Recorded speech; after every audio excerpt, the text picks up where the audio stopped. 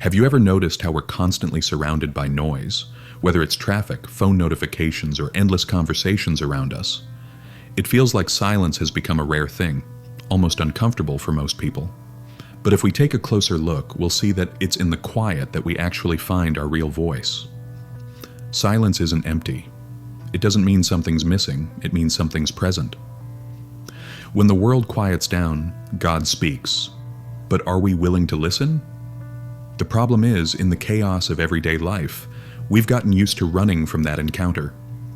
We fill every free moment with distractions, music in our headphones, a quick scroll through social media, some random video, just so we don't have to be alone with our thoughts. But why? What are we so afraid of? The truth is, silence confronts us. It forces us to face what we've been avoiding. That emptiness we feel when everything goes still might just be our soul asking for attention, pulling us back inward. But instead of listening, we drown it out with outside noise. And in doing so, we miss the chance to really get to know ourselves. Silence isn't just a pause, it's a doorway. Once we get past the fear of stillness, we discover a space of clarity, a place where we can finally understand what's really going on inside. It's in that quiet space that we notice what's bothering us, what we're carrying for no reason, what needs healing. And it's there that we find the strength to move forward. But silence isn't only about introspection, it also teaches us how to listen. Most people only listen to reply, not to understand. In silence, we learn to truly hear, not just ourselves, but others too. And most importantly, we learn to hear God. Because God doesn't shout, He whispers. And if we're always surrounded by noise, we'll never catch what He's trying to say. So many of us are searching for answers to our pain. We want clarity for our decisions. We long for a deeper sense of meaning in life. But ironically, we keep looking for those answers in the noise, when in reality, they're hidden in stillness. We crave signs. We want certainty. We ask for direction. But are we truly willing to slow down long enough to actually see it? Picture a lake. If the water is rough, you can't see the bottom. But when everything settles, the water becomes crystal clear, and every detail that was once hidden in the turbulence comes into view. Our minds work the same way. As long as we're caught up in noise and chaos, our vision stays blurred. But when we step into silence, things begin to make sense. Silence doesn't have to mean isolation. You don't need to live like a monk or cut yourself off from the world. Silence can live in the small moments, on a walk without your phone, in the quiet right before sleep, in that brief pause before you respond to something in a rush. What matters is creating that space, that refuge within. Because at the end of the day, the answer was never out there. It was always inside. We just have to be brave enough to quiet the noise long enough to hear it. Silence is deeply transformational, but to access its power, we need to shift how we see it. In a world that glorifies speed, productivity, and constant connection, choosing silence can seem like a waste of time, but in truth, it's an investment. Silence is fertile ground. It's where the answers grow. It's where the strength we didn't know we had takes root. It's where peace, real peace, can finally reach us. But to harvest it, we have to first learn how to stay still. A lot of us confuse silence with loneliness. We assume being quiet means being disconnected, when really, it's the opposite. In silence, we reconnect. With ourselves, with God, with life itself. The hard part is we've spent so much time running from that connection that when we finally face it, we don't know what to do with it. And that's scary, because silence reveals. It uncovers truths we've been trying not to see. How often do we keep ourselves busy with outside things just so we don't have to face what's going on inside? The non-stop work, the impulse to buy more, the need to always be around people. So often it's all just a way to escape, because stopping means feeling.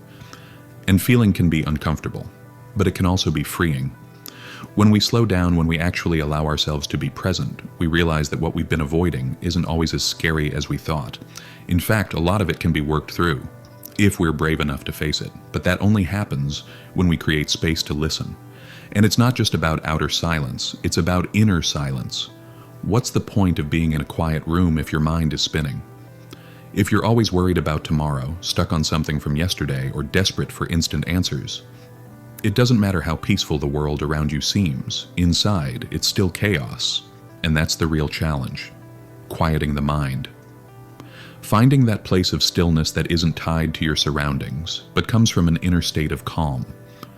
So how do we do that? How do we learn to create that silence within us? First, we have to accept that silence doesn't need to be filled. It's not something you do or another task to check off your list. Silence is a way of being. It shows up when we allow ourselves to simply exist, without having to justify the moment. At first, that can feel uncomfortable, especially when we're so used to always being productive. But over time, that quiet presence becomes a refuge, a place we can return to anytime we need. Then we need to understand that silence is an invitation to listen, not just to what's going on inside of us, but to the small, beautiful things around us. The breeze on your face, the distant sound of birds, the rhythm of your own breath. How often are we so distracted that we miss life's simplest moments? Silence teaches us to notice, and in that awareness, we discover gratitude, and in gratitude, we find peace. In the end, silence helps us recognize the voice of God, but not a voice in the way we usually imagine, loud, obvious, or full of direct answers. God speaks in the subtle moments, in the space between thoughts, in the quiet feeling that nudges us without any logical explanation, in those sudden flashes of clarity that come out of nowhere. But to sense that voice, we have to be available. And that's exactly what silence gives us, the availability to receive what truly matters.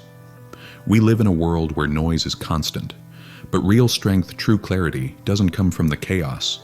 It comes from the ability to be still, to be fully present, to trust that even when everything feels uncertain, there's a kind of wisdom that only reveals itself when we learn to listen. Silence isn't emptiness, it's presence. And when we learn how to dwell in that space, we realize it was never separating us from the world, but bringing us closer to what truly matters. When embraced, silence teaches us lessons no words ever could. It doesn't just soothe, it transforms, because deep down it's not the silence itself that scares us. It's what it uncovers. And when we finally stop running, when we actually allow ourselves to hear what's inside, we often realize the answers we were chasing outside have been within us all along. But to reach that point, we have to learn how to trust the process. We're so used to wanting immediate answers, quick solutions, instant clarity, but silence works differently. It doesn't shout, it doesn't force, it doesn't rush. It simply invites us to stay, to breathe, to allow the answers to come when they're ready. That takes patience, and it takes faith. Faith that even when we can't see the path, it's still there. And that brings us to something essential. Silence teaches us to trust God more, and ourselves a little less. Because, honestly, the loudest noise we carry isn't out there. It's inside us. It's that constant urge to understand everything, fix everything, control everything. How many times have we felt anxious trying to predict what's ahead, trying to avoid pain, trying to guarantee outcomes? But silence reminds us that life doesn't reveal itself through chaos. It reveals itself through surrender. When we quiet down, we begin to realize we're not alone. God was never far. He never stopped guiding us. But He doesn't try to speak over the noise in our minds. He waits, patiently, for us to be ready to listen. And hearing God doesn't mean expecting a loud, clear voice or dramatic signs. It means learning how to feel, how to sense, how to recognize the small confirmations along our path. Sometimes it's a quiet intuition. Other times, a peace that doesn't make any rational sense. But it always comes. It's always been there. We just had to learn how to notice it. That's the true transformation silence brings. It shows us that the peace we were searching for on the outside was within us all along.